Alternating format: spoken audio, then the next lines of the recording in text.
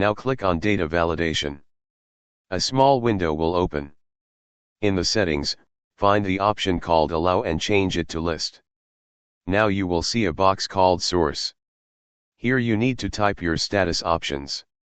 For example, type, completed, pending, in progress, not started. Make sure you separate each word with a comma. Now click OK. That's it. Now click any cell in your selected area.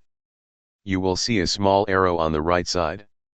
Click it, and your drop-down list will appear. Now you can easily select the status without typing. This helps to keep your data clean and professional. Let me show you a better method. Instead of typing the list manually, you can also create a separate list in Excel. For example, write completed, pending, in progress, not started. Then go back to data validation, choose list, and select those cells as your source. This way, if you update the list, it will automatically update your dropdown. This is very useful for large files. Thank you for watching.